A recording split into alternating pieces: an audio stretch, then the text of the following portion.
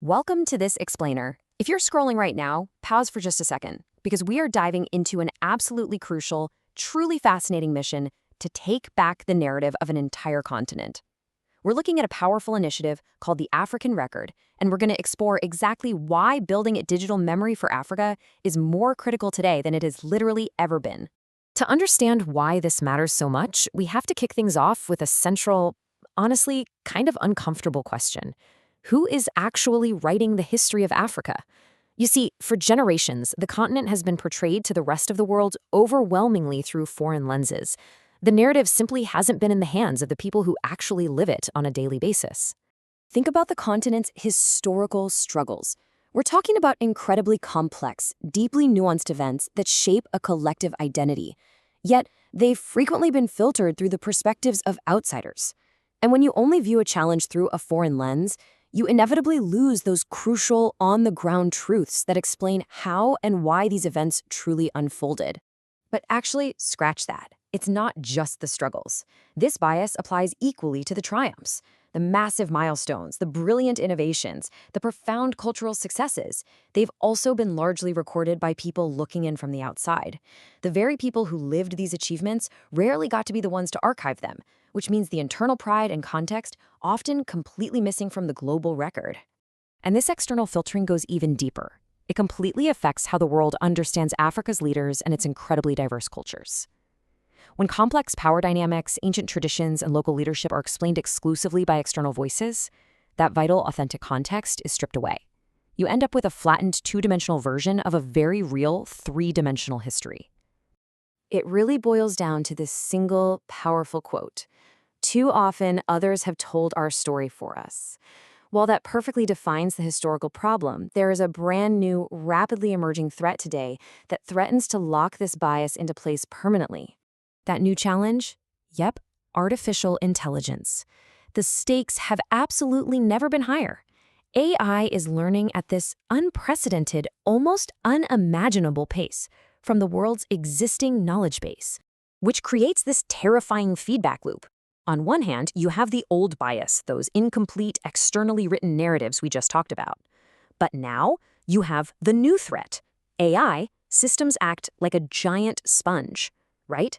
If the knowledge they absorb is dominated by historically biased accounts, the AI will just ingest and reproduce those exact same flawed narratives at a massive scale. So, here's how this dangerous cascade effect plays out. First, the AI learns from the existing biased knowledge. Next, it pumps out these distorted narratives globally. Finally, and this is the really alarming part, future generations who rely on this tech will inherit a completely flawed understanding of Africa. The old bias literally becomes the unquestionable digital truth. It forces us to ask a pretty heavy existential question. If we do not document ourselves, who is going to teach the future who we are?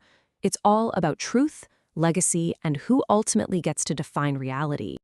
So, how do we break the cycle?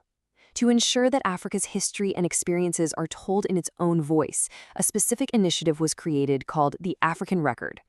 This is a hands-on, active project designed to tackle this looming crisis head-on. And to be clear, this isn't about passively preserving the past in some dusty, forgotten archive. The African Record is on a mission to build Africa's digital memory. It operates as a living, breathing archive where history is preserved, evidence is fiercely protected, and crucially, where the voices of everyday citizens actually matter. To make this happen, the whole initiative is built upon three interconnected pillars: historical record, political accountability, and civic justice. These aren't just corporate buzzwords. They form the structural framework to create a platform where history simply cannot be erased by external forces or flawed algorithms. Because of these strong pillars, it becomes a thriving platform for real, hard-hitting work. It supports investigative journalism, uncovering the hard facts, preserving vital evidence, and ensuring that even the most marginalized members of society can have their stories amplified and safely documented. This is why this initiative is way more than just research or archiving. This is the literal construction of Africa's historical infrastructure. Think of it like paving the digital roads and bridges of memory, a rock-solid foundation designed to serve generations yet to come. But look, a vision this ambitious needs a dedicated team, right? That's the driving force behind the My School Academy African Record Fellowship. The strategy here is to select a small group of exceptional individuals from across the continent to execute this historic mission. And the net they are casting is incredibly broad. They're looking for passionate advocates across the board, from journalists and historians to law students, economists, and human rights defenders. Essentially, if you are deeply passionate about authenticating Africa's story, they want you. Over a super intense 3-month period, these fellows undergo rigorous practical training. They learn investigative research and how to build timeline-based archives. But the absolute coolest part? They are trained to use AI-assisted research tools. They are literally taking the very technology that threatens the narrative and turning it into a tool to defend it. How amazing is that?